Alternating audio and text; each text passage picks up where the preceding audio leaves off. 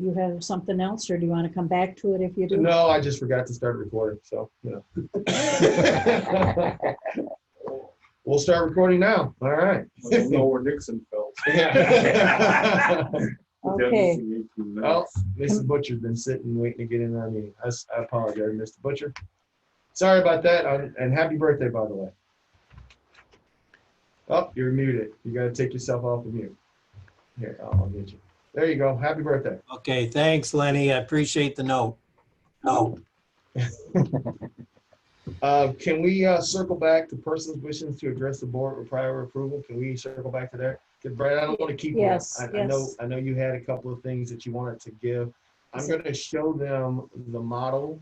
Is that okay with everybody if we go back? I'm going to show them the model, so I'm going to share my screen once again. Give me 1 second.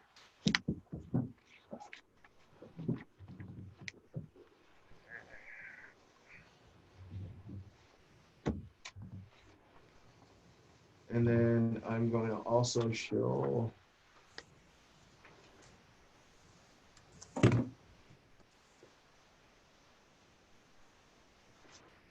remember what that 3D sketch was called? 3D model. It was should have been yesterday. What was the? Here, I can find it. I'll just look you up in my inbox.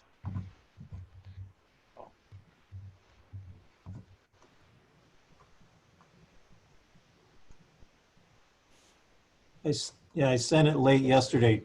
2031 Alcona County COA Senior Center. Okay, so I'm going to share my screen, guys, so that we have an opportunity to see that.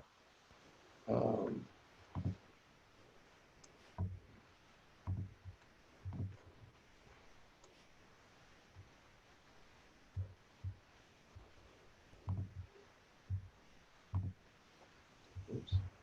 This way.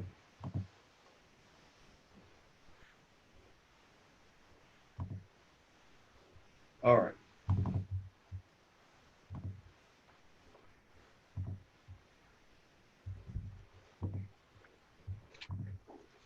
All right, in a second here, you guys should see my screen. So this is the newest rendering Bev, you want to come over here? I'm all good. by the SIDOC group that has what we've last talked to. We kind of reduced the size. There's some notes I gave to Brad as well, but this is where we're at. Brad, do you want to talk this through, or you want me to do it? No, I'm happy to. Can you hear me all right? I can't hear you. Oh, I need. No. Nope, you muted yourself back. Let me unmute you, or you unmute you.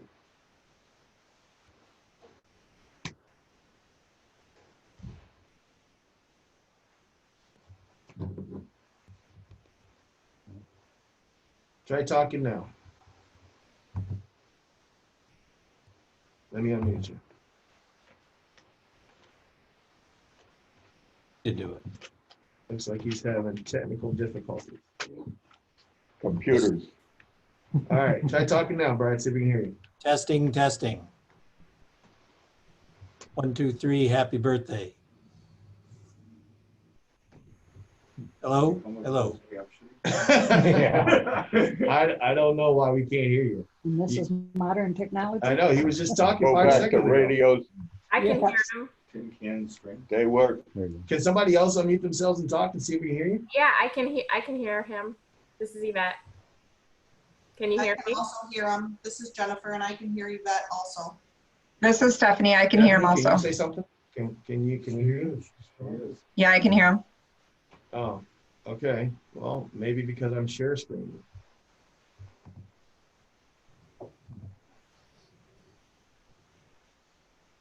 Okay, well.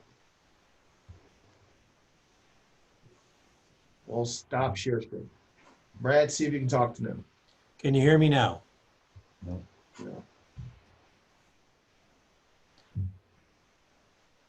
Keep trying. Keep. Can you hear me now? Can you hear me now? Oh, that's so weird.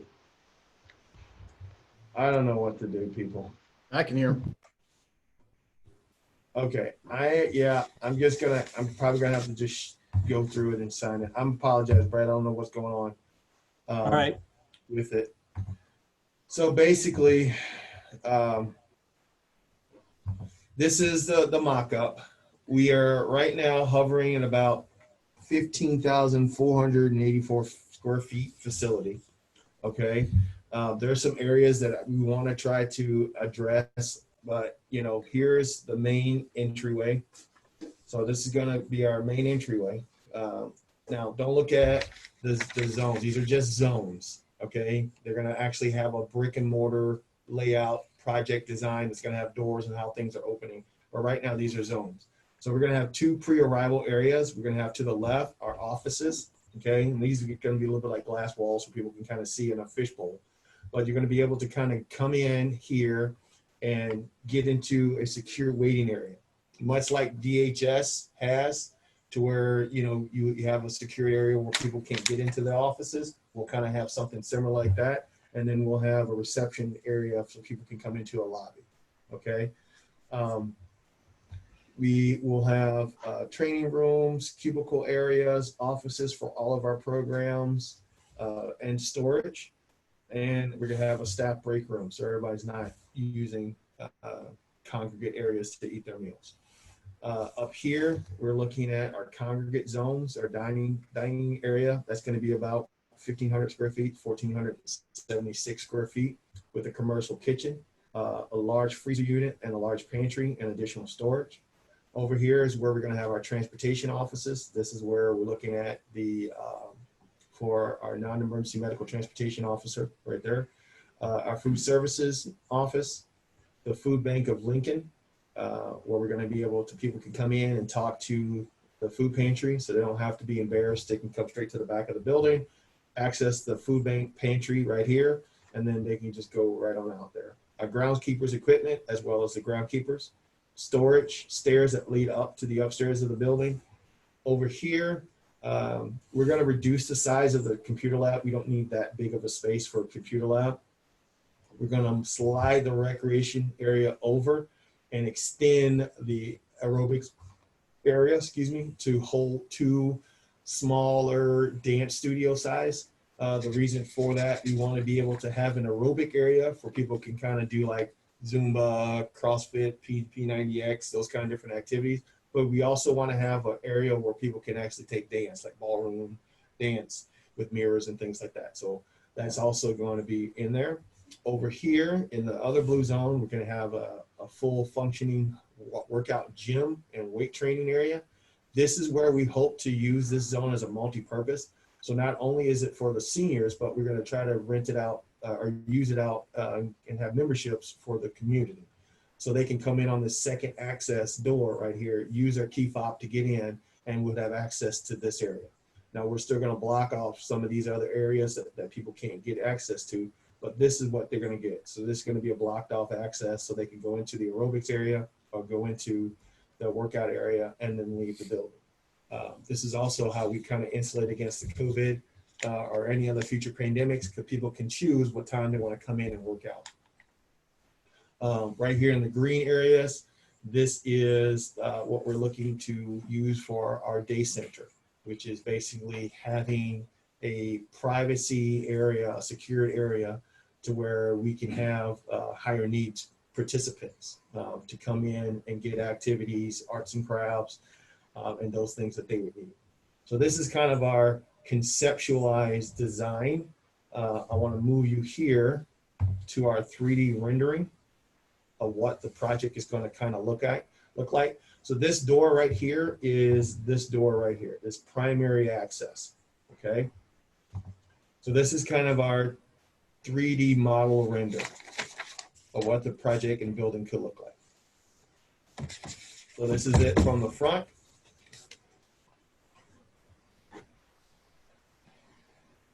Kind of moving in. Again, from the back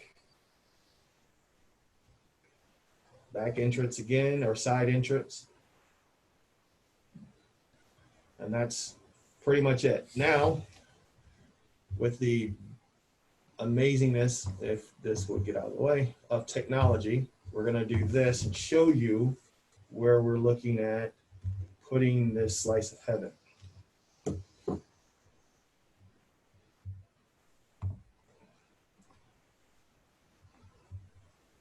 This is no longer under wraps, the location is, or We're gonna proceed on. I'm not gonna continue to keep waiting. So this is where we're gonna proceed moving forward.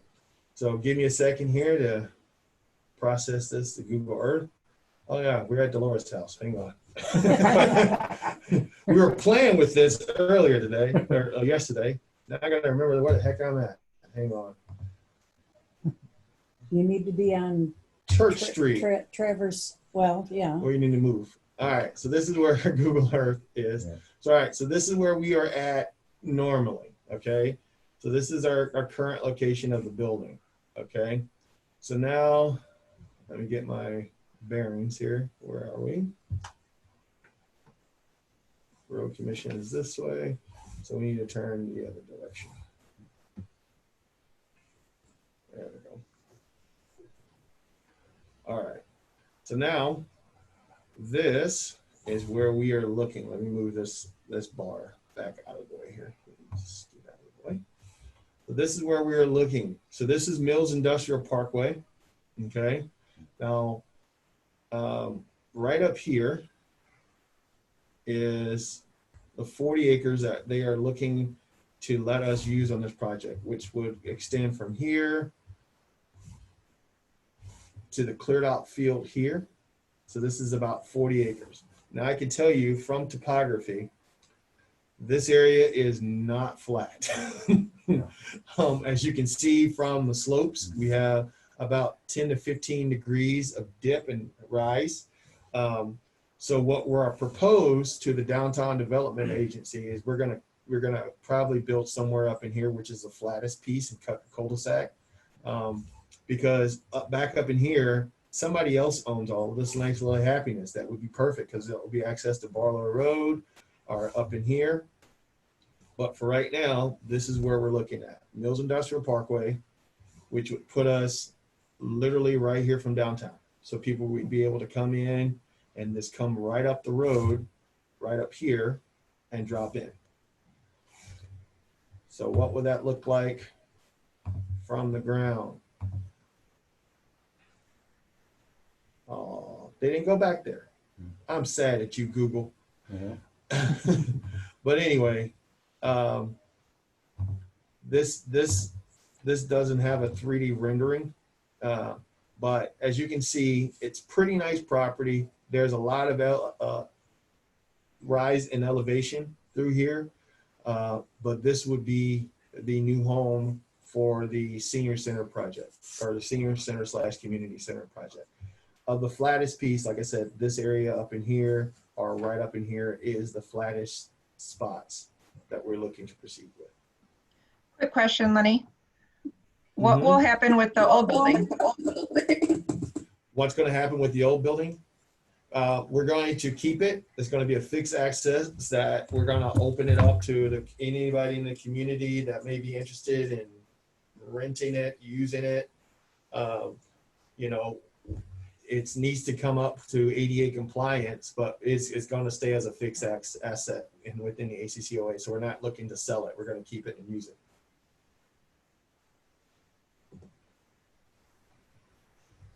Okay, I'm going to stop sharing my screen. I know Google Earth is so nice, but I'm going to stop it.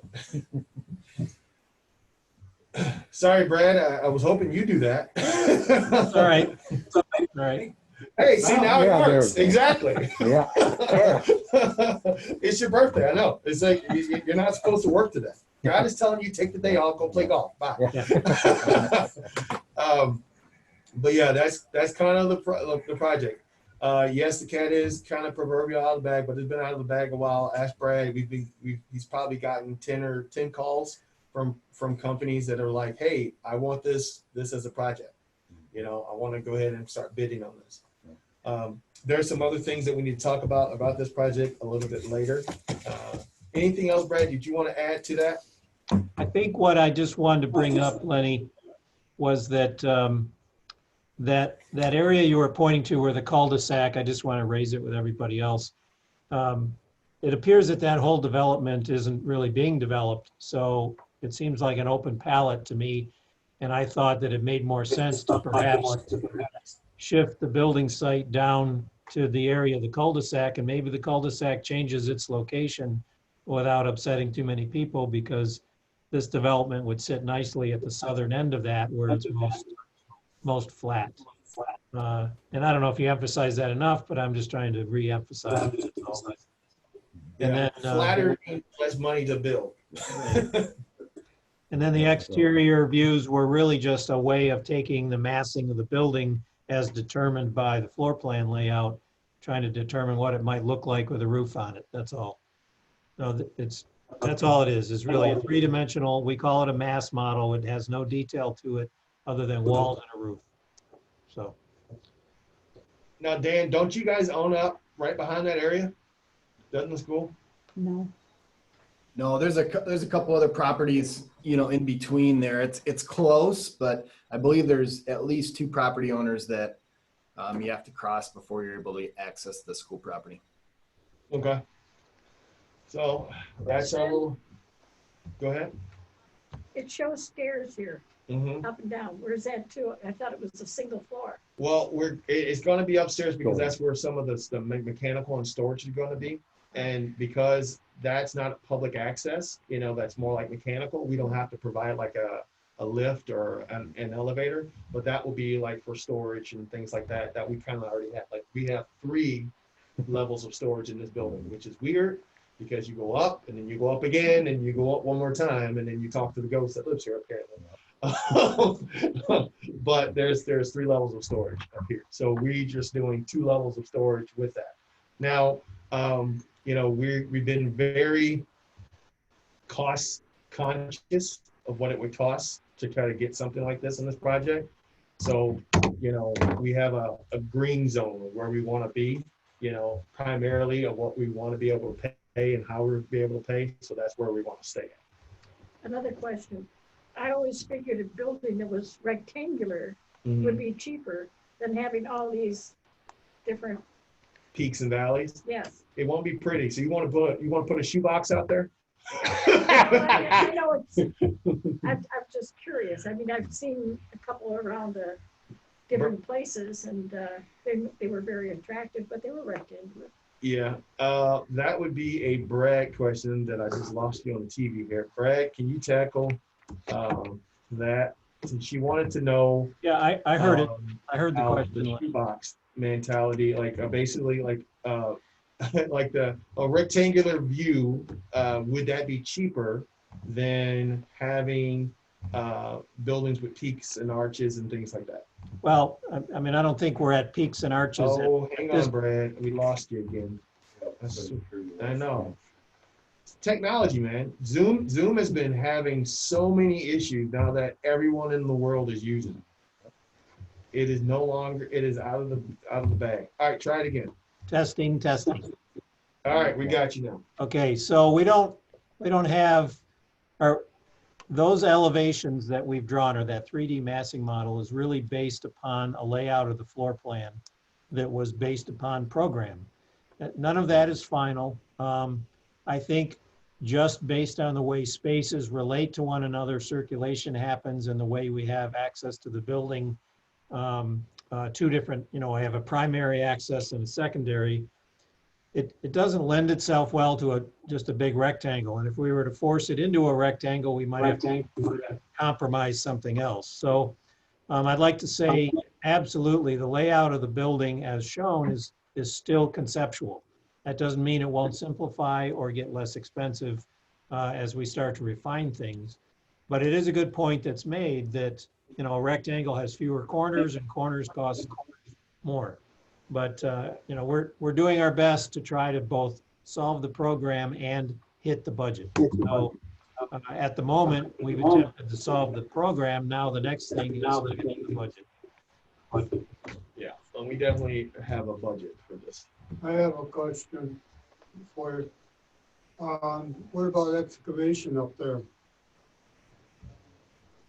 What about it? Yeah, you have a On specific. leveling off um, I can't see septic, drainage to, be too awful bad. What about, well drilling? Well, it's, we don't know anything about the site at the moment other than what it might look like from the air. We've been trying hard to get some site survey information, which the DDA provided us a little bit of yesterday. But, you know, normal to any project would be soil borings and testing to evaluate the kind of soils we'd have to deal with.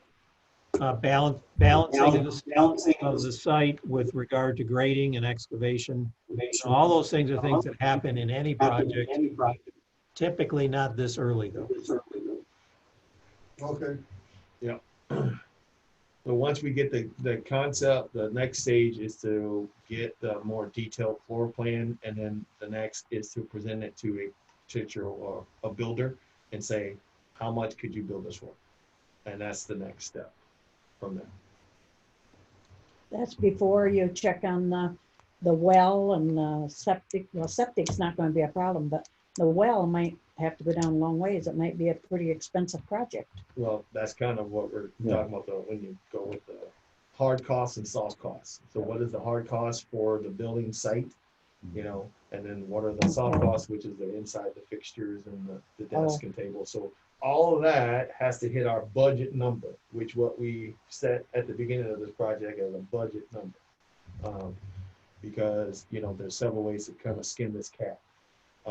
But yes, that's what we're looking at now, that we're asking now for those surveys that the DDA would have done over the years over the property that they own.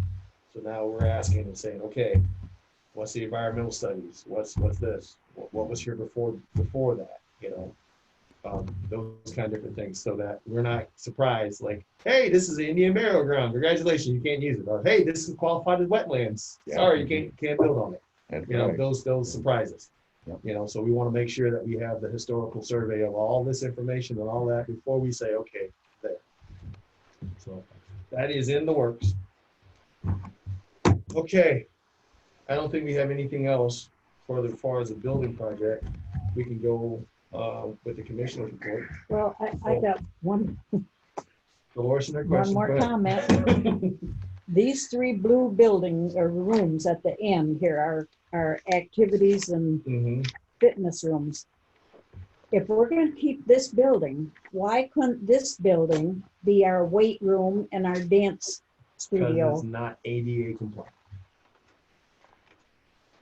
But if we're not going to change anything, just put some weightlifting stuff upstairs. No, you can't access it. No. No. I can't send people. Why send people from there all the way over here to access something that we're not going to be visually checking and making sure that somebody's not hurt laid out on the floor, versus that being inside where I have cameras all over the place and I have 100 different angles to see what's going on in that piece. Also, you know, this building is not ADA compliant. You know, I want to have a facility that everyone has access to where if you're disabled, you can still come and lift weights in your wheelchair. So you know? why are we keeping it then? Because it was given to us as a steward building. We can still use it to make a little bit of money by renting it out to a company. We can use a commercial kitchen. Like people can come in and do a farm to fork and training. You know, we can still use this site, you know. I had my wedding there. Was that? I had my wedding there. Yeah. It works good. Yes. Yeah. So, and that's the thing. Like, we want to make sure the community still has access. So we can do other projects in this building, you know, and we can one day look at making this building ADA compliant. But liquidating and selling this building, it has to be a sweetheart of a deal. But I think that, you know, for right now, we're going to be in this building for the next year and a half until this project is finished, you know. But I think the smart thing is to kind of keep what we got, live on top of each other for a little bit, and then once we're able to expand, we can expand. Okay, anybody have any questions on the building? Gary, would you like to do your commissioner's report? Yeah, May I check out? Oh, Yep, Brad, thank you. Enjoy Thank the rest of your day. Take care. Okay, thank Thank you, you. everybody. Bye. Don't we get a piece of birthday cake? Virtual. Yeah, virtual cake. Well, you guys missed mine by a couple of weeks. Dolores didn't clue you guys in. She didn't tell you. Related, happy birthday. Oh, thank you. I come in at just the right time. Cake and ice cream sitting there. It's, "Woo, get another bowl out, buddy." Yeah. We were approached before the meeting Wednesday and after the meeting Wednesday about something that was supposedly HUD money or something. We found out actually it's some type of COVID makeup money. So, and bells and whistles started going off as I'm talking to this guy. If there was anything that, hasn't been covered by townships, we could apply this money to. And then he was talking about Meals on Wheels, and I'm thinking, oh, there might be some senior center, money that might be available from this. I don't know, has Craig at all approached you on? No. Okay, then I'm approaching you and I will be checking up with him because supposedly we have to be careful. We can't double dip into the fund. In other words, this money could be used for like makeup, for instance, like as much as they hate the term heroes pay, if you were paying hazard pay to your EMS people or that, and you decided you were going to give them this because the federal government said they were going to give you this, and it's like, as usual, oh, you can have 3/4 of that, and you're stuck with the rest of it. Well, this could make up For that. 3/4. So Gotcha. I'm just saying, any expenses you have legitimately experienced because of this thing that have caused you, we might, We have been documenting that from the beginning. I said that was one of the things. Just in case there was might be. Yep. This is not a guarantee because nothing like this. I don't want you to miss the opportunity to help with this stuff because they were talking about some of the legitimate things for like putting up plexiglass, which the county's already done. But we're gonna, as I said, I don't know. I know Adam and Dan have been tracking all the, expenses and this supposes what we were gonna get. So it's just a fund that, might be able to help. So we're gonna keep you guys in mind. I know there was comment about talking to the townships because anything that they lost or lacked, we might be able to do that as well. So Anything would help. well, Every little bit helps. unfortunately, after this, wherever you can find money, Yeah. you look into it. Yeah. And I'll let it go with that. It's probably dragging a little bit. And we're not going to have a 3-hour meeting like last time. All right. So that's all you have for the commission report. Perfect. Any questions? All right, Dolores, you're up, man. NEMSCO report?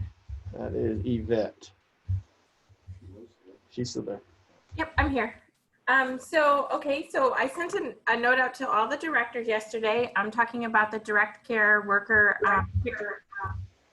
COVID premium pay. I know you guys were aware that was coming. We did get an award from the state on that. However, they allocated it out based on formula. So we are taking a look at how to be able to cover all the units that may come in. This covers the time frame from July 1st to September 30th. For the ACCOA programs, it's a $2 increase for direct care workers that are performing homemaking, personal care, respite services. So we are close to being able to figure out a system so that we can make sure that all the hours get covered for our subcontractors. And we will be getting that information out to you soon. We do have a Region 9 directors meeting coming up on September 10th, where we are going to meet with all the directors. Our AIP, which is our annual implementation plan, was approved last Friday at the state commission meeting.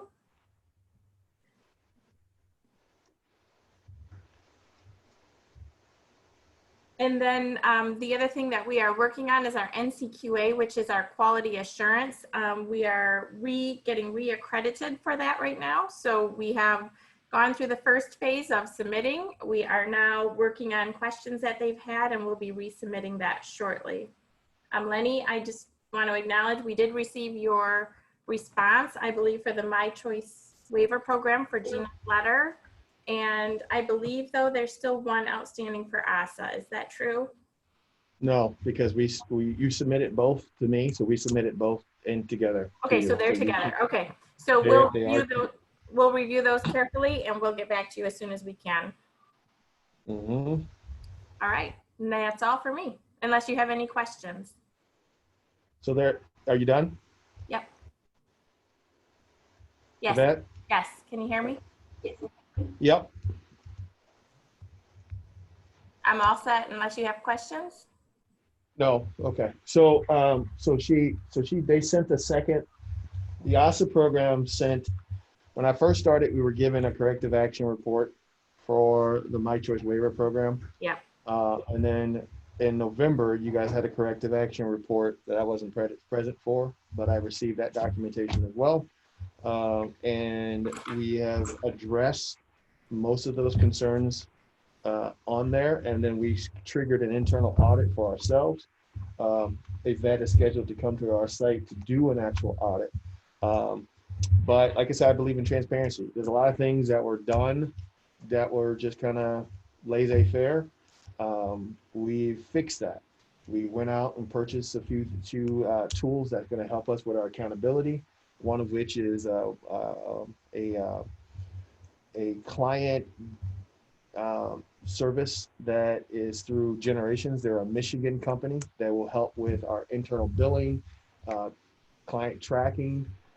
It's HIPAA compliant. A lot of agencies already use them. It also has an electronic visit verification, which means if my worker goes to that person's house, I can say within 10 feet of this particular plot point, they need to be there, clocked in, ready to go. So they can't say, I'm here at the job, and they're not there. It's going to show where they're at when they clock in with this app, and it's going to show where they're at when they clock out. And they'll go through and they'll click in each individual job that they're doing, and we'll be able to see everywhere that they go. We also have our fleet vehicles. We'll have scatter plots through Verizon Connect.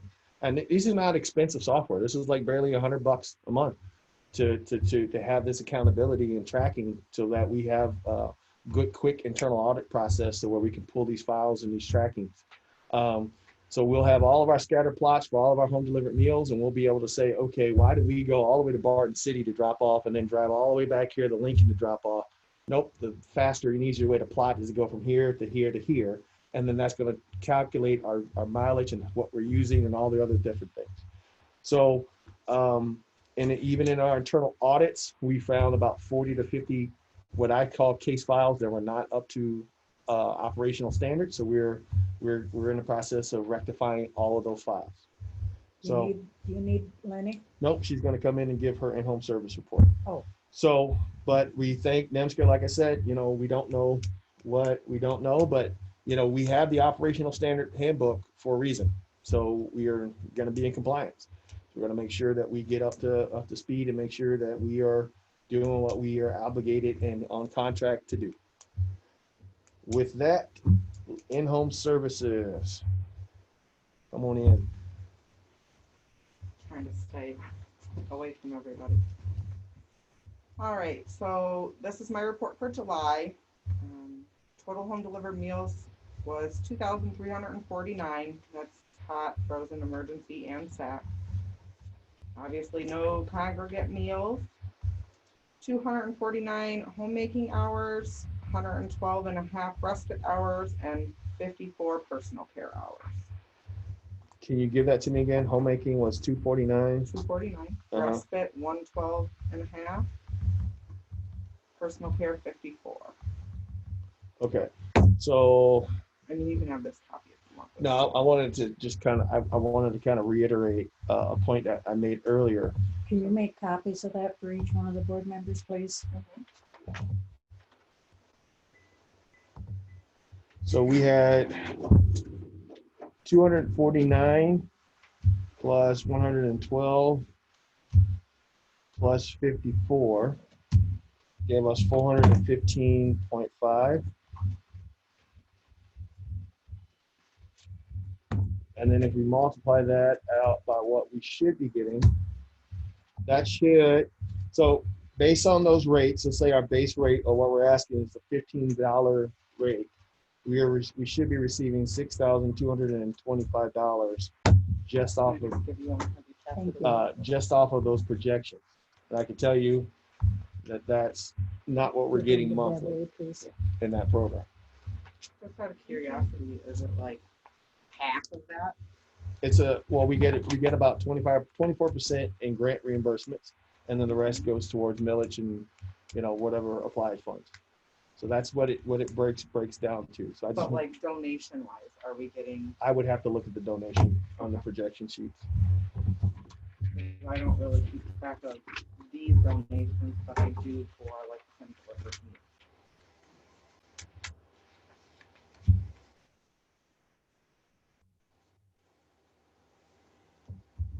I would have to get back and give a more detailed Just report next curious. month. Because it shows in kind. I mean, I would be able, the next in September, I'll give you guys a more detailed breakdown of grant dollars to contributions for our services that we provide. And then that will also lead us to the next budget for the fiscal. And I'll give you that budget. What about the questionnaires? You got some results on some questionnaires from some of the individuals besides the meals. Part of our compliance is that we're supposed to do quality insurance assessments on not only our performance, but to contact the participant and say, how are your services? And then part also of our compliance is that we're supposed to go out and spot check our workers. So I did those, I think at the end of July, where I just called one of each of the direct care workers' clients. Everybody seemed pretty happy. What does respite entail? Basically, we're not providing, this is the only service that is more like supervision. Okay, we're not providing an actual a physical touching of a service, like we're not bathing someone, we're not washing and cleaning. We're sitting there keeping a client a company while the caregiver is able to get a little bit of a break. Just providing relief. Now, we're going, hopefully, when this building reopens, is going to say, you can have that respite service in our facility. So come to our facility. Oh, well, I can't get out because I have a wheelchair. Guess what? We got a bus. We'll come pick you up. You can come here and come sit and play, euchre or puzzles and all these other things. So that's what our ultimate goal is. When this thing reopens back up, we'll be able to do all that extra respite care for those participants, or the day center, whatever program they want to kind of fall into. But if the client is bedridden, we still will have somebody that can go and sit with that person. Okay. And that's based off of an assessment and guidelines and rules for that as well. Any more questions for Brittany on the in-home service report? Can you send Julie in? Yes. Thank you, ma'am. Thank you, Brittany.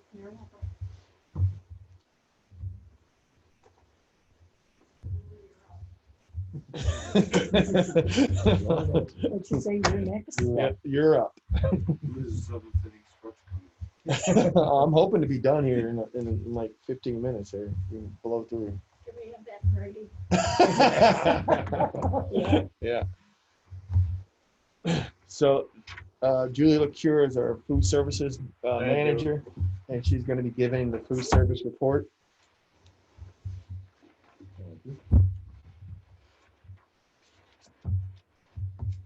Thank you.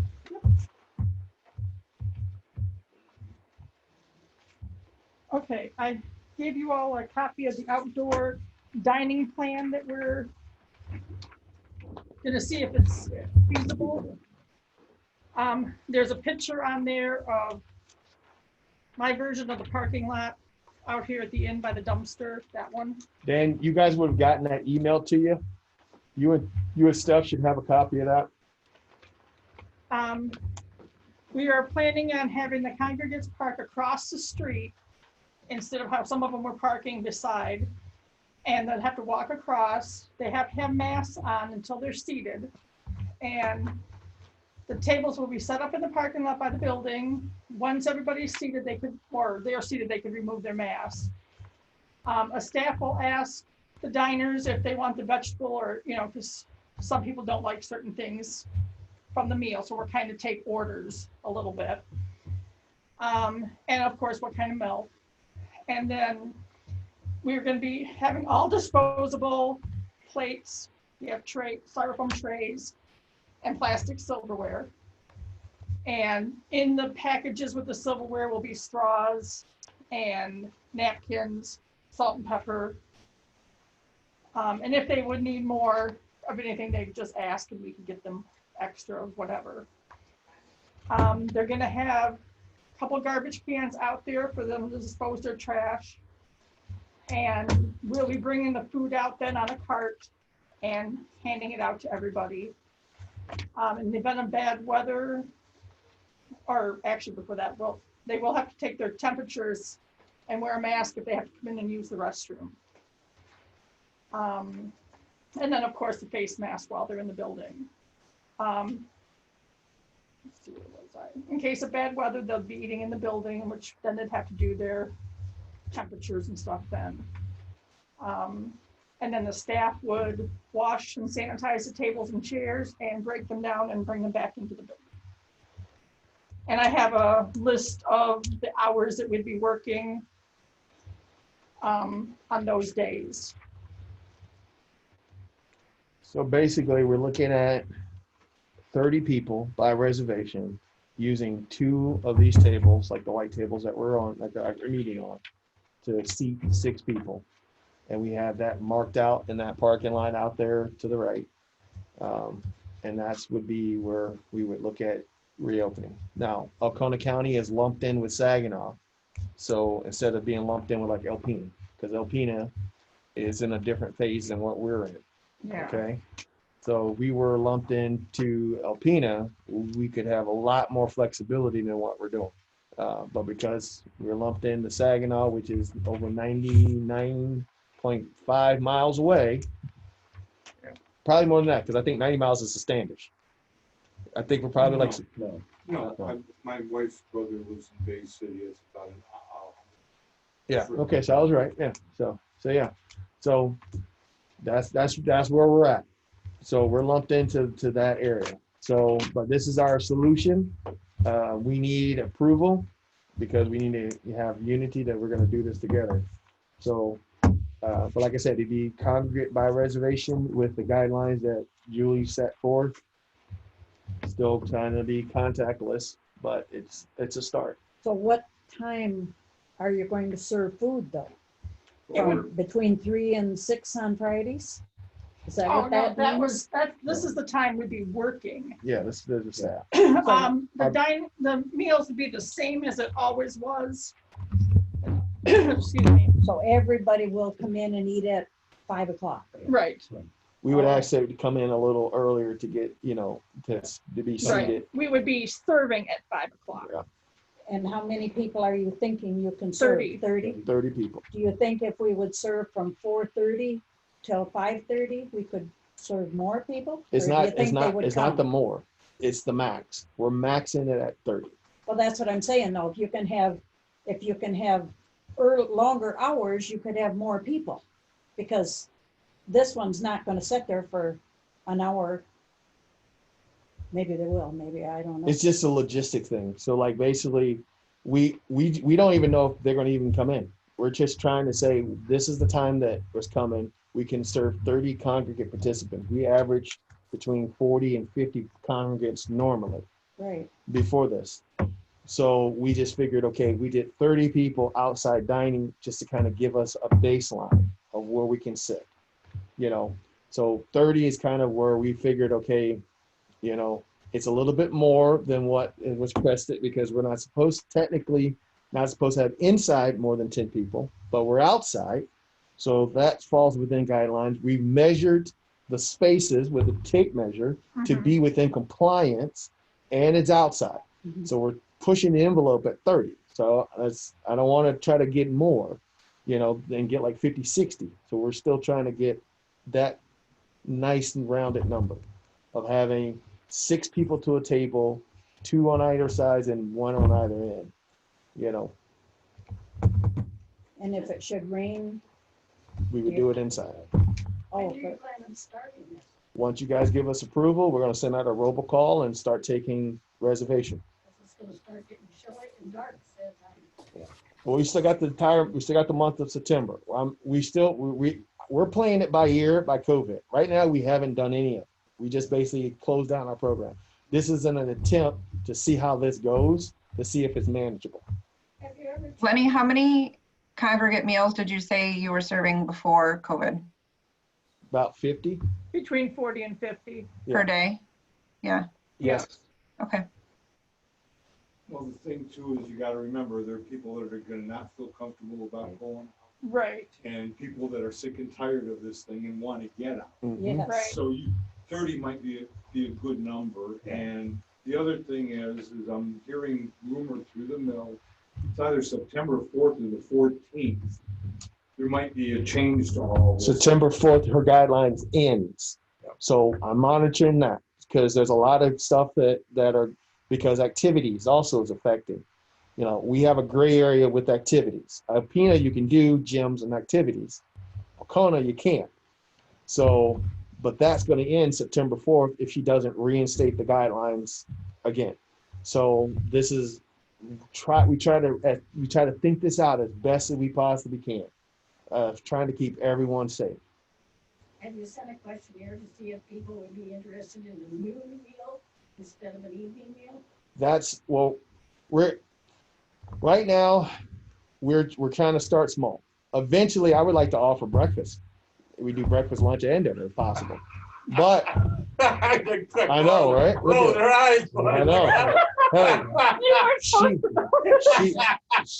she knows that's coming down the pipe. I told her that. I was like, seniors like their breakfast at 7, and we got a bus, pick people up. We'll offer breakfast. Well, that was on the The mask, you questionnaire can't see that, my face, but you weren't supposed to see my eyes. You're busted, man. You're busted. And it's on videotape. Right, and then he had to go and narc on me. Yeah, exactly. I'm sorry.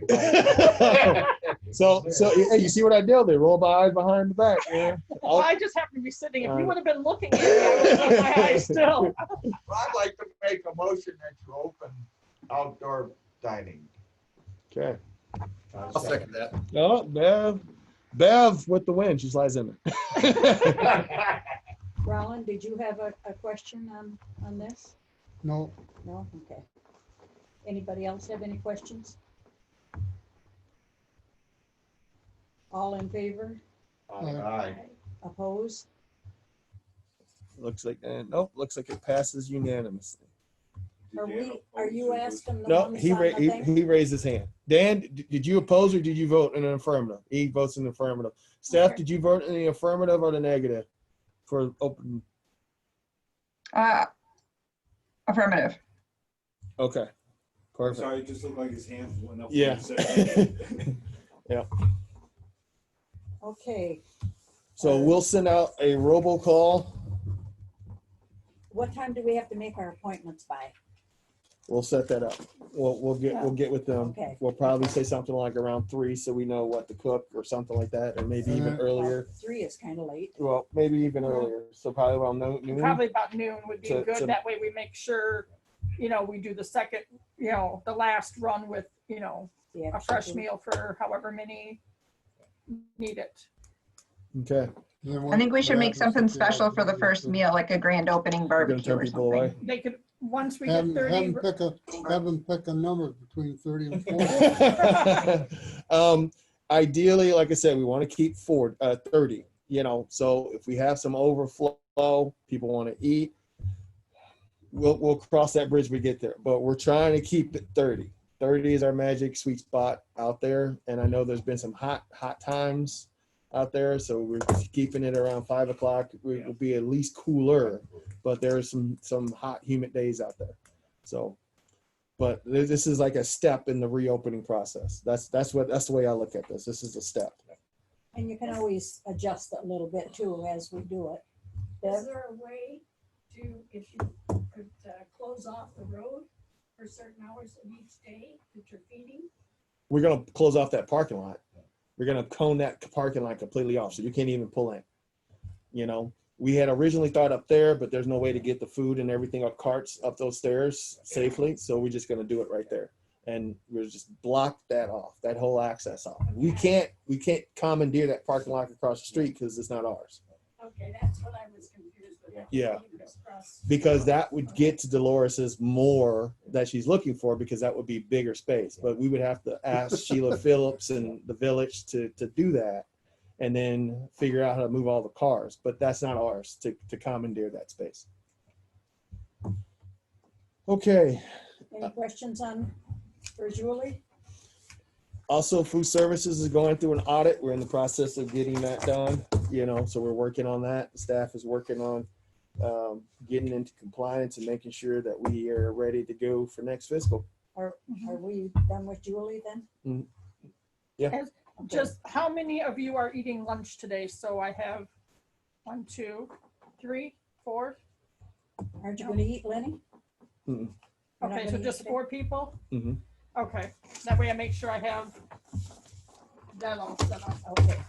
All right, thank you. Yeah, thank you.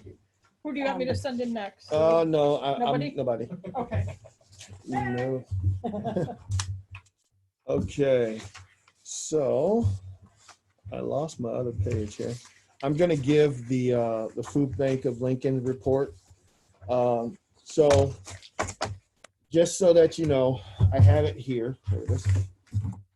So we just wrapped up the food bank of the USDA portion of everything. We gave away 14,737 cases between June and August. The program started the second week of May, where we took the grant. And in that time, we gave away $493,564.79 of free food.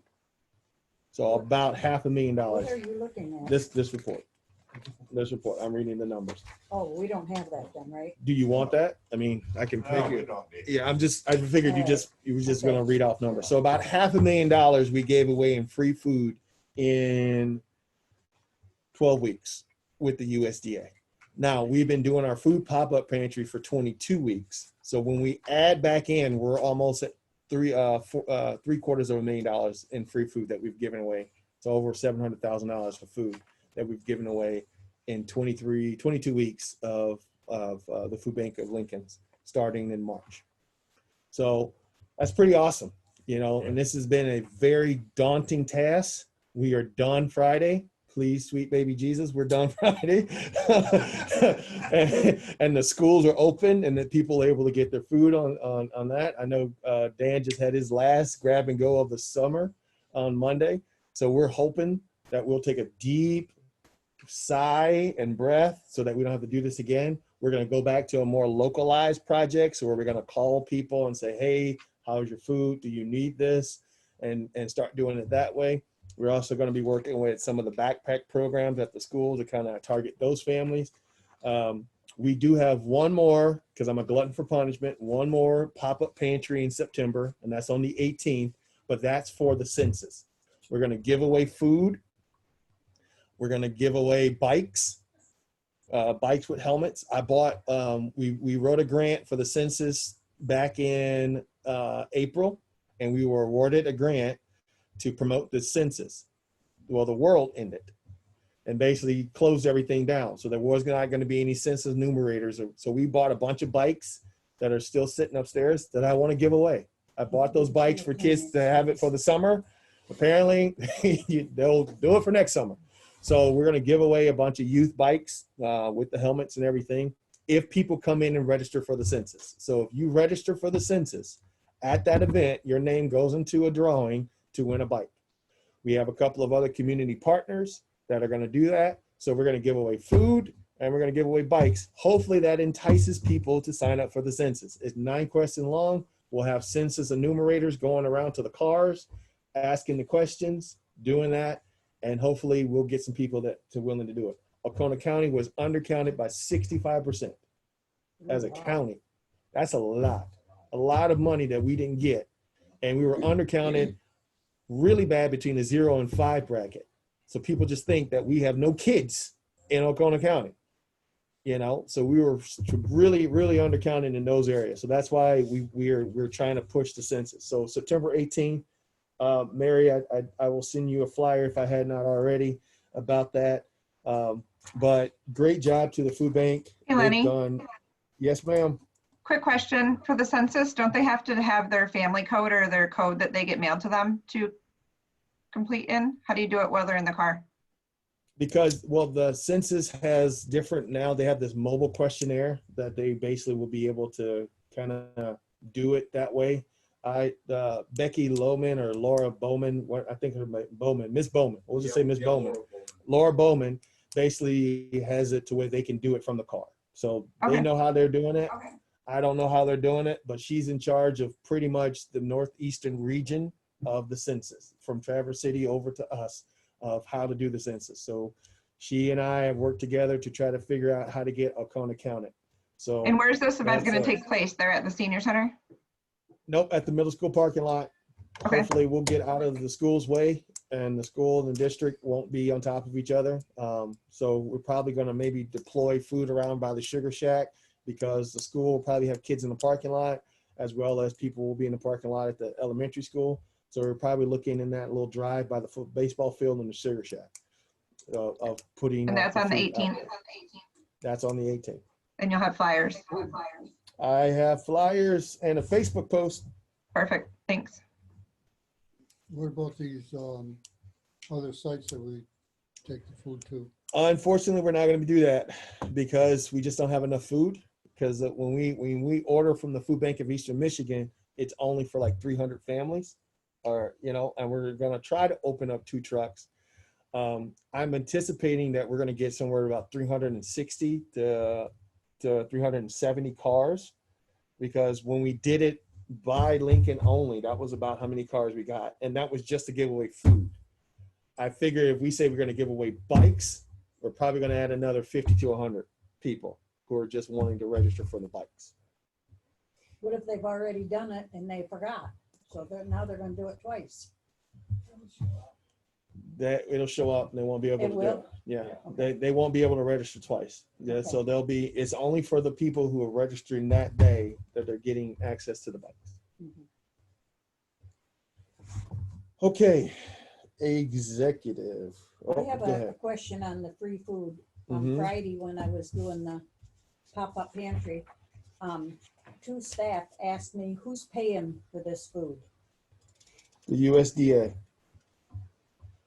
The USDA has been paying for the last 12 weeks all the food that we've been getting, and then the Food Bank of Eastern Michigan gets a COVID disaster relief, so many relief trucks per county, and every county they're allowed to give. They're allowed to give one additional truck, 1 truck per county. So when we do a USDA truck, we get USDA through Gordon Food, and then we request a county relief truck from Food Bank of Eastern Michigan. This is how we've been able to do 2 trucks, both of them paid for by the USDA. Okay. So there's 2 different programs that we're qualifying from. So we're doing the pop-up simultaneously. But before we were paying ourselves. Before we were paying it ourselves before we started USDA. Okay, so in the beginning, we was paying for it, but now we're not. Now we're back to repaying it for it again because USDA is over. When we're out there and somebody drops in a $20 bill in that donation can, or 50 cents, where is that money going? That goes into the Food Bank of Lincoln fund, our account, the Food Bank of Lincoln account.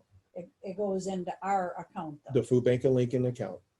And then when we go, like for this September 18th event, we're going to spend probably in the neighborhood of $2,000 for those 2 semi trucks to come down. And that's this donation. That's money that's come from the donation. Okay. And then every future pop-up that we do, we'll deduct that $1,000 for the truck, it's like $1,200 per truck. And that will come out from there. From this donation money. Yep. Okay. Okay, does anyone have any questions for Lenny on the food bank? I need some more. I'll be right back, guys.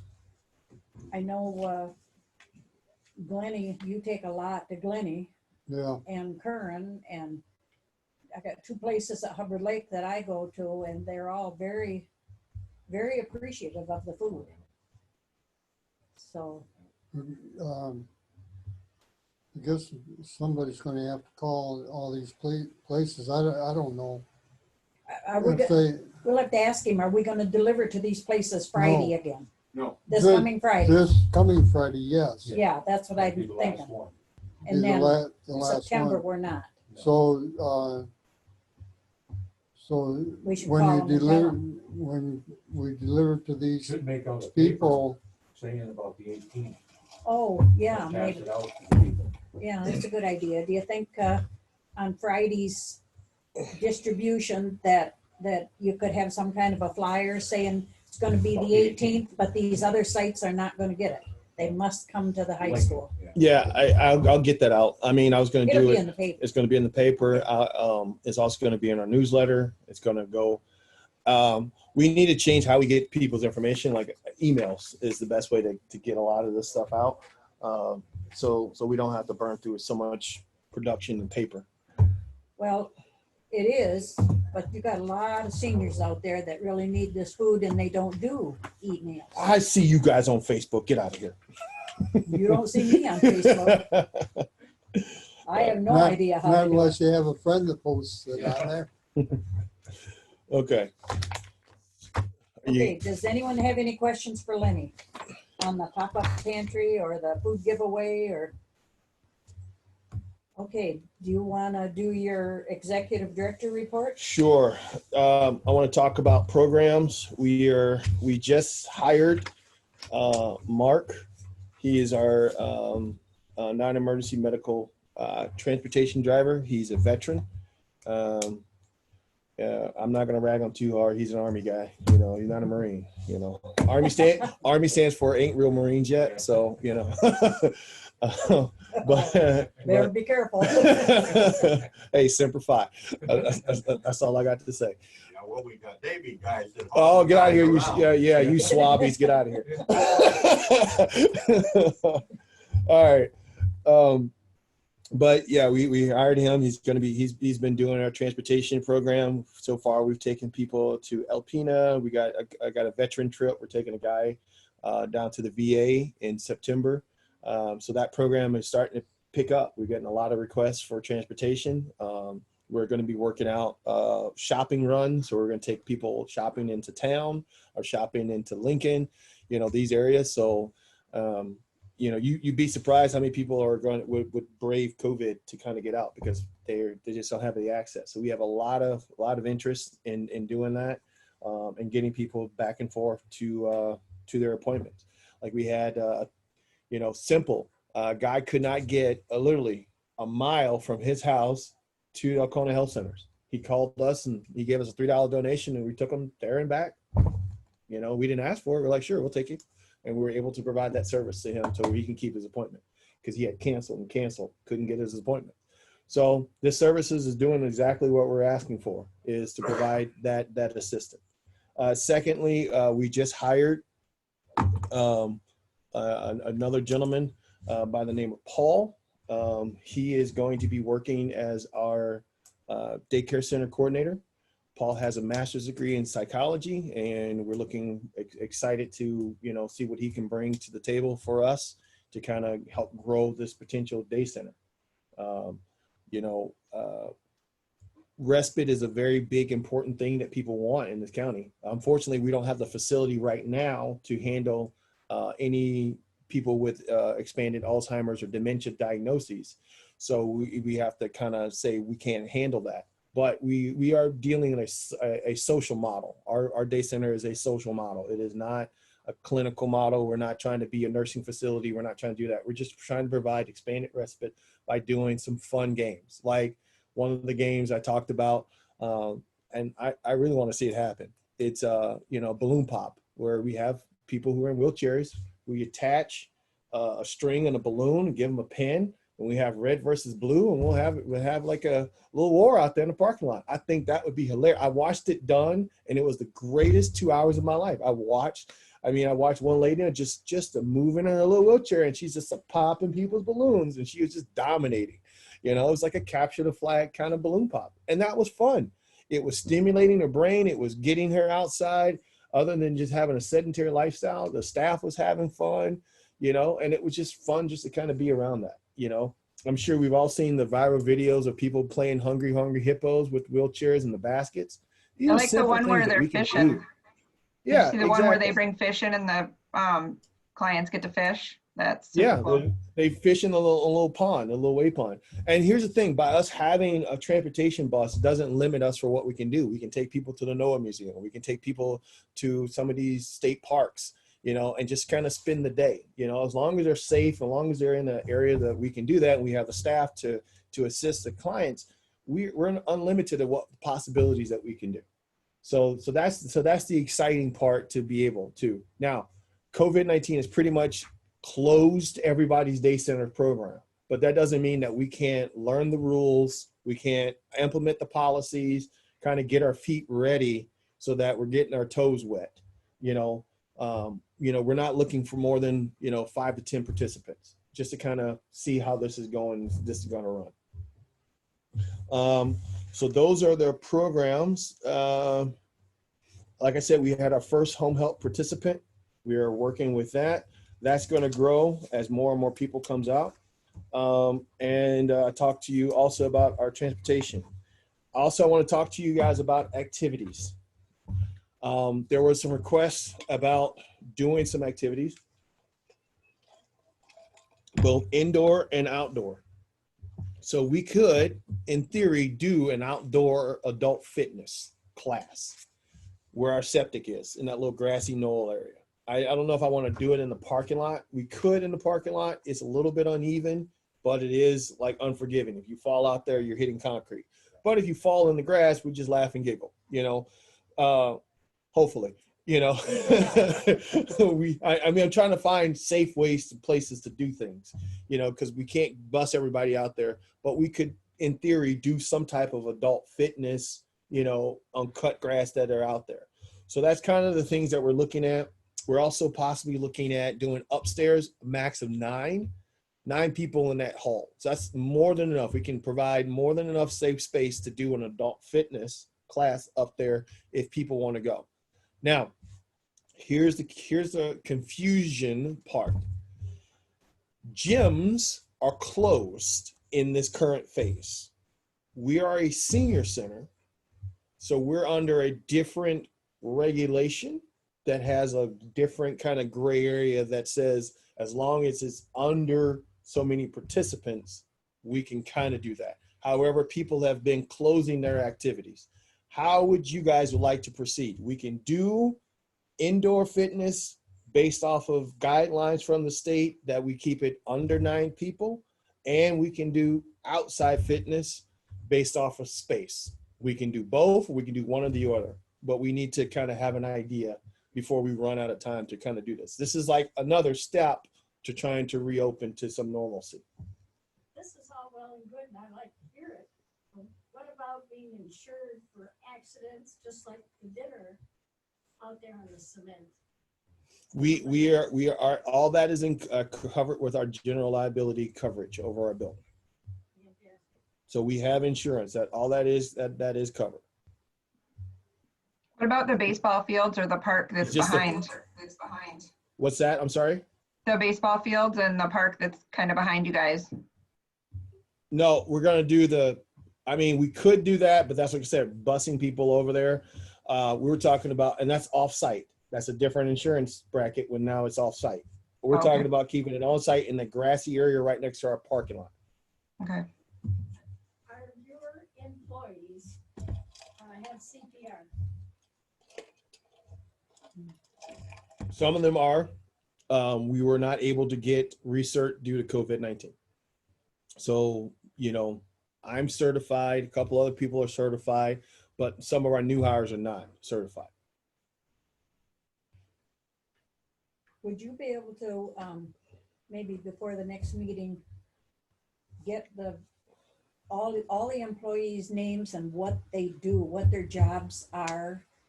Because there is several new people, and it'd just be nice to know that this person is finance and this one is food bank and that sort of thing. Yep, we can do that. We've hired 6 new employees since probably all this popped off. You know, we're looking to hire probably another 10. So yeah, we can do that. Are they full-time or part-time? Varies. We have Leanne, who is our new in-home, she's our new information and assistance specialist. So she's responsible for taking calls in here and directing these individuals to the appropriate resources. And she does a lot of the internal communications in the office. We have Deborah McKay, who is our kinship care coordinator, who's going to be running our kinship program. Those are individuals or seniors who are taking care of younger kids, 18 years or under.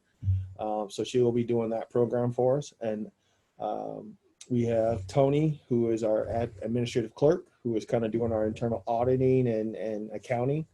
Like I said, we hired Mark, we hired Paul. So yeah, we have a very new group of people that have kind of come in, which is good because that was one of my goals that I said that I wanted to, you know, double, if not triple our workforce over the next 3 years. So you're working their wages in with our new budget then? Absolutely. That's why it went from 300 or, you know, it went from 329,000 2019 to 340, and then 2021 475,000 because I'm anticipating, you know, that jump. We jumped almost 80,000 just with the new employees, you know, those wages, you know, that counts against our budget. I don't know if this comes under what you're talking about now, probably not, but have you heard any new information on the bed bug problem down at the Lincoln Manor, whatever that's called down there? I'll answer that in new business. I still need you guys to vote on if you want us to proceed with outdoor fitness and indoor fitness class, because right now the building has been closed. We're opening it up for outdoor congregate meals. Now we need to try to open it up to see if we can start doing activities again. So I'll make a motion to open up the outside. I'll second it. Okay, we need to do discussion. To open. Well, we pretty much discussed it, right? The insurance deal. And, Well, I mean, there might be some different questions. yeah. Is there any other questions on opening an outdoor activities program? Either outdoor and indoor. We're looking at both. We're looking at allowing 9 people to come in. They would have to see the indoor gets a little bit trickier, you know, because if we can open it up space large enough, they wouldn't have to wear a mask, you know, because if they were further out, that's at least 150 square feet, you know, more. That hall up there is huge. It's like 700 and some odd square feet. So they could easily put, you know, one person here, one person there. They'll be yelling at each other to kind of do that. But, you know, the instructor would be masked because the instructor would be moving around those participants. But for the most part, if they stay within their little squared zones, they wouldn't have to have a mask. But if once they come down the stairs, dude, I'm trying. You know, it's weird. I gotta deal with the guidelines. So I'm trying to get it in there within reason. Yeah. Okay, Roland made the motion. Roger seconded it. All in favor? Wait, hold on, Dan. I think Dan said something. Yeah, I was just going to clarify that we are doing it. We're approving outside and inside. Is that correct? Yeah, either both or either or. So we're just, you know, we can vote on outside and then vote on inside. You can do it separately. You know, it's however you guys want to do it. I'd feel more comfortable separating them out and voting that way. So. Okay. So then we have a motion for outside. So then let's look at. I was making a motion for both of them. All right. So outside voting, y'all want to do roll call or just, you know, just put it out there? All in favor for outside exercise class? All Aye. right. All right, so we got, Aye. okay, Oppose? okay. Okay, Roland made the motion for indoor activities I'll program. second it. Okay, so we'll just repeat this process as you both second indoor and All okay, in- wait, no, we got to do discussion. Any questions or I, discussion? I have some concerns about indoor Indoor. activities. I think also try maybe with outside first and see how it goes.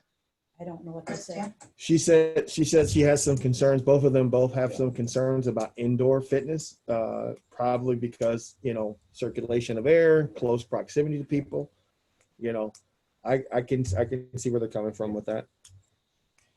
I'm sorry, not to interrupt your discussion, but I guess if there's that discomfort having two people, I think you probably have to do a roll call vote. Mhm. They're gonna want their votes recorded. Yeah. Okay.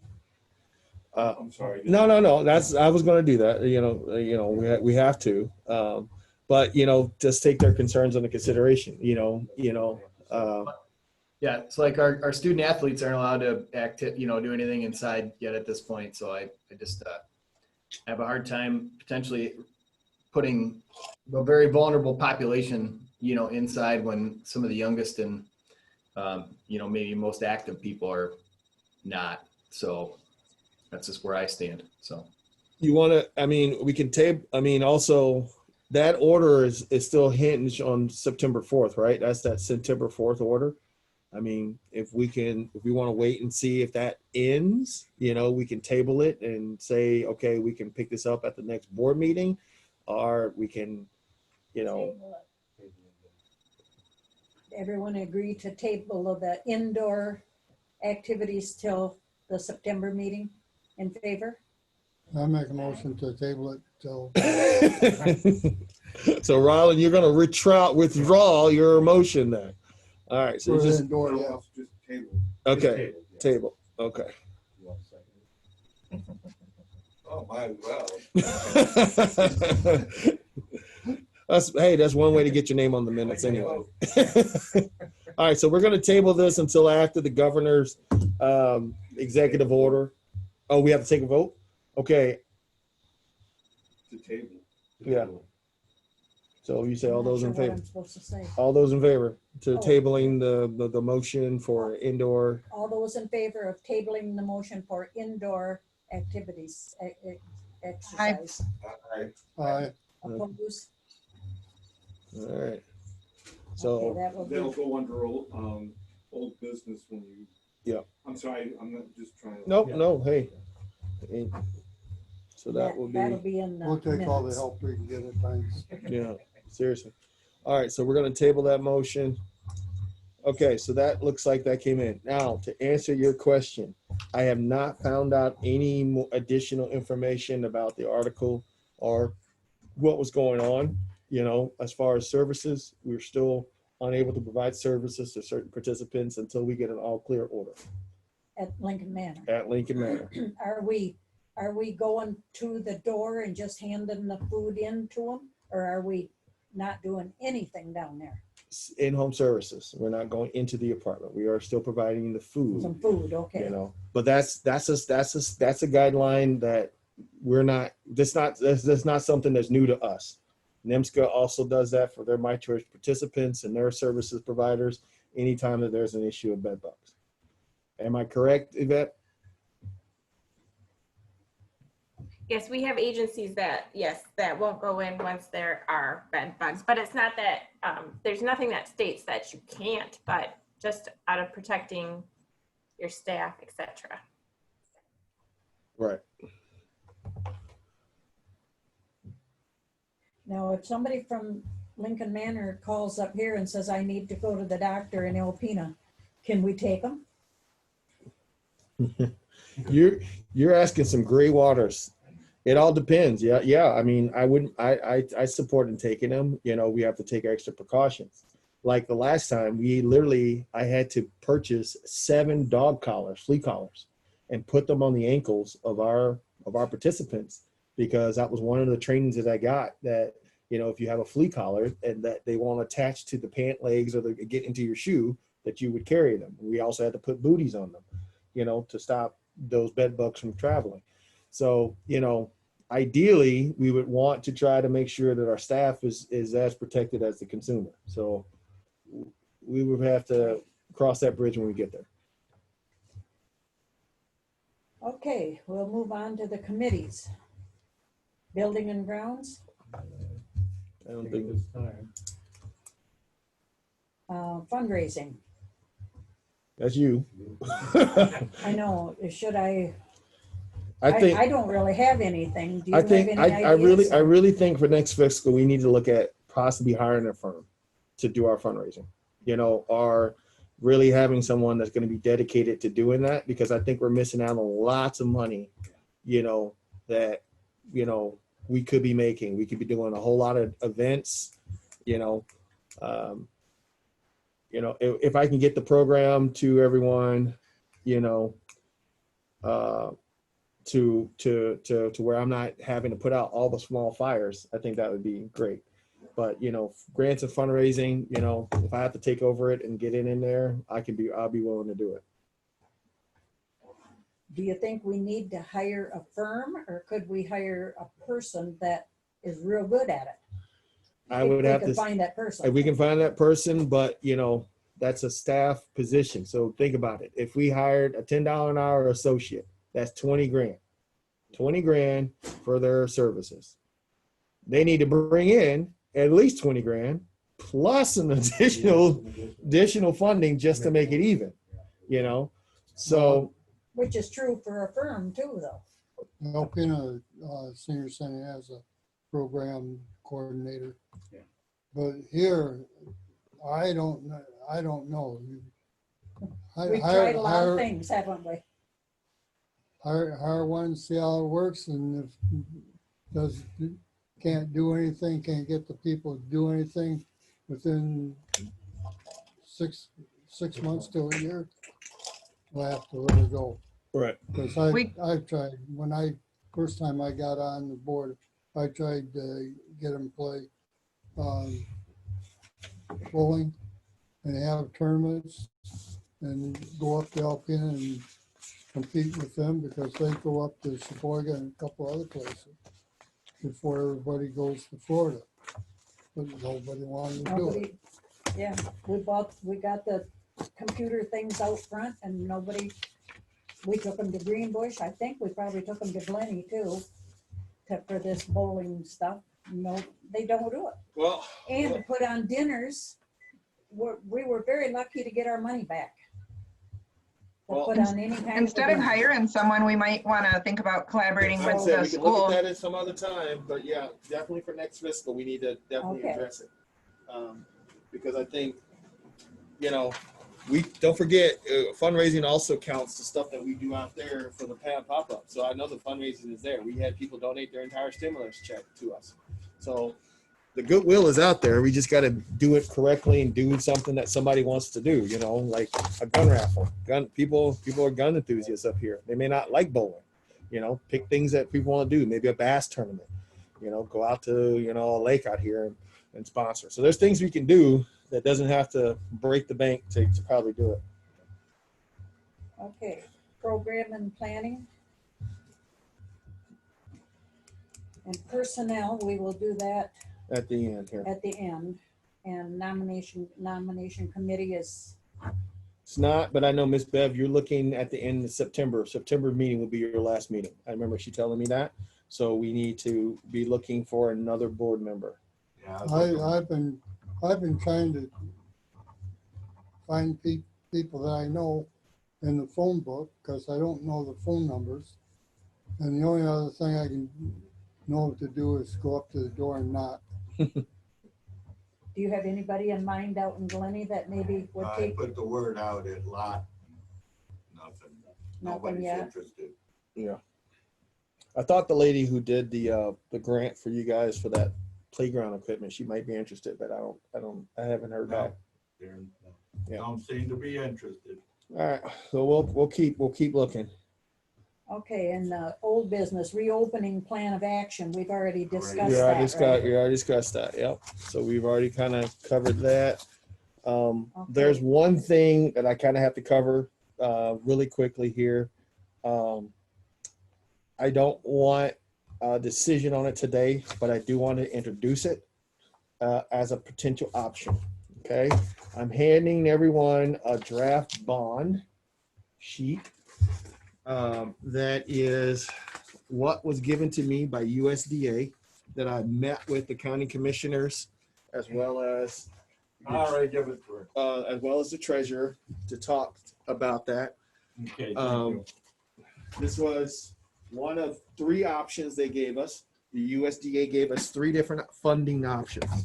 Now, what the draft bond is basically you would be accruing debt or taking out debt for the loan. That draft bond would be an interest rate of 2.25.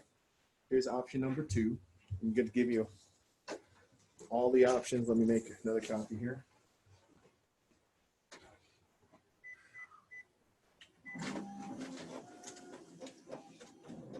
So we have 3 different ways of paying for the new senior center.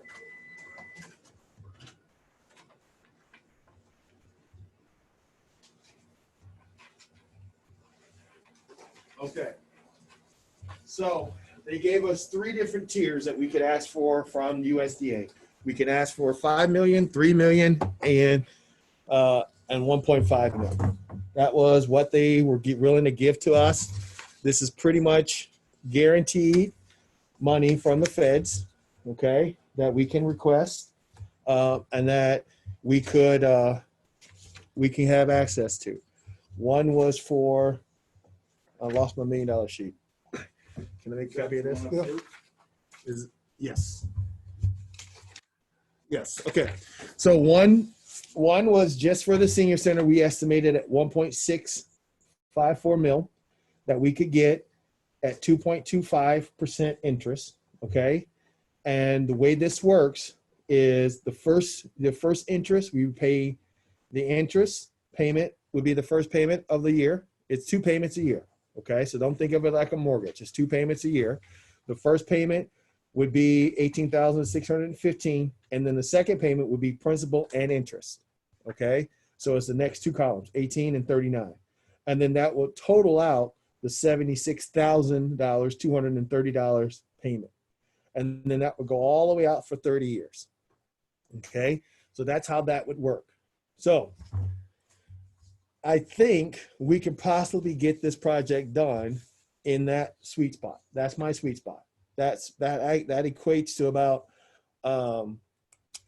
somewhere in the neighborhood of about $4,000 or $5,000 a month. Okay, for that project, if we stay within that number. Okay, so that 1.6 value. Okay, now there are, like I said, 3 ways that we can do this, and I don't want to vote on it now, but I want to put it out there so that we can talk about this. Option number 1 is to present this bond to the commission at a later date, because the treasurer said she didn't want to do it now, at a later date, to structure a program that the senior center is going to pay this, not the county. So the center is going to pay this. Okay, that's option 1. Option 2 is that we compose a potential millage to pay for this project. So we put a millage on a ballot. It would have to be in the spring, and we would have to get out there and show it to the public and just say, kid, this is what we're looking at. This is what we're doing. And then we would structure a millage to cover the cost of the building and the overhead within the millage. And then option number 3 is a brick and mortar bank loan, where we would just pay it like a mortgage, where we would just pay it like our monthly costs every month. And then we would say, we want this amount of money. So let's say we want 1,654, $1,654,650. So we say we want that in the bank note. And then they would give us a percentage rate. They already said they can't meet the 2.25. So we're looking at maybe 3 3/4 interest, okay, on a 25-year loan that we would have to put down 25% down on. So those are our 3 options of paying for this thing. Now, each option has its own, I wouldn't say hurdles to kind of go through, but each option has its own inherent problems. Option number 1 requires the commissioners and us coming to an agreement to structure this thing. So that's pushes our timetable. Okay. So we may not be able to break ground until sometime next year. Option number 2 is when we choose an option, we're forsaking the other 2 for right now. Okay. Option number 2 is putting this thing out on the ballot that could be defeated. Okay. And if it's supported, then it costs us absolutely nothing because the community is agreeing to do this. So we don't have to pay anything. The community is going to pay for it. But that wouldn't be until April, until something on the millage is concerned. Okay. But then we would have to also offer, public comment and all these different things to get the community involved. Option number 3, we could probably close in 60 days. But again, this is, we would be building this project for the community access based off of the needs that they've already expressed that they wanted. And this is, the center is building, ACCOA is building this. Option 2, the community is building it. Option 1 is the center, but with input from the community. Okay. Does anybody have any questions? Because I want to make sure you guys are clarified on that so that we can make an informed decision. Not a decision at a later date, not today, at a later date. I understand, but I have a question. If you go through to the bank as a mortgage and say our payments would be $76,444. Could you, would it be possible to make that like 80,000 and that extra money goes on the principal each month? We could pay more of the principal. Yeah. I mean, that would be based off of so say we have a month. Let's say, for example, we have 110 participants in our fee-for-service program. We would make that in a month. So yeah, we could just easily chip away at this very quickly, so that we don't have to keep the interest. So yes, we could put extra towards payment and drop that principal down. I'm about to die. Let me grab my quote here.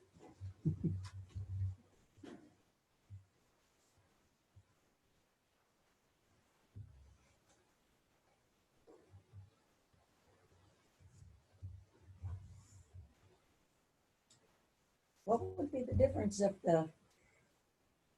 we put a millage out there and the county says, yes, go ahead and do it? Or if the commissioners tell us, yes, go ahead and do it? Because the commissioners is the county. Yeah. Right or not? What's that? What's the difference if we put a millage out there and ask the county to say, yes, build this building? Or if the county commissioners say, yes, build a building? Because the county commissioners is The difference is representing the county. The difference is taxes. Option 2 is taxing the community. Option 1 and 3 is using our operational budget to pay for this. See what I'm saying? Option 2 is just saying we're going to tax you to death, or I wouldn't say to death, but we're gonna ask you for, because basically it equates to 3 cases of beer per person. So you're looking at, I believe we worked it out to $89 per person. That's 3 suitcases of Bud Light. I think it's been a long time since Pastor has had a Bud Light, but roughly about that per person on taxable value, you know, and that's what it equates to about for the year. Okay. So, and like, you know, and like I said, we don't have to, you know, we have some liquidity to chip away with, you know, the budget is 1.6, you know, but we don't have to ask for the full 1.6. We can put some money towards it so that the monthly cost is a lot less, you know, so that we don't have to ask for all of it. Okay. That's all I have, unless you got more questions. This money we're making in Edward Jones, we're making pretty good money there right now. Could any of that extra money be put onto something like this? That's what it means by liquidity. That's what we have. We have liquidity, which means funds in reserve that we can put towards future projects. Future projects or a payment if we have to. Well, yes. Does anyone have any questions for Lenny on this? That also includes to you, anybody from the gallery. Oh, yeah. Okay, there's a portion that you guys can leave because we need to do a closed session. Don't we need to have a motion to go into closed session? Yeah, you have to. Yeah, we do. We're gonna have, I said there's a portion that we're gonna have to go through that and you'll have to do a motion. But like I said, I just wanted to have any public, any type of comment or anything like that on what we just talked about. I see a typed thing. Let me see. Okay. All right. So that's nothing there. So we will have to make a motion to go into a closed session. Do I hear a motion to go I'll into make a closed motion session? to go in closed session. I'll second it. Okay. And it has to be roll call. Okay. Oh, it does? Yes. Yep. Okay, Stan? Yes. Bev? Hang on. Roger seconded, right? No, Stan second. Stan second. Dan. So you the Roger doing it. Yeah. Roll call. So we have Stan. Yes. Yes. Bev? Yes. Roger? Yeah. Rollin? Yes. And I'm a yes. Stacy. Stephanie. Yes, I'm here. Did we lose you? Nope, I'm here. No, I can hear her. She said yes, but I don't know why she's not showing up on TV. What about Dan? Dan he said he had to go. So we have enough. So we have enough to enter a closed session. So that left Mary. She left, I believe. Yeah. Okay. And now I'm going to stop the recording.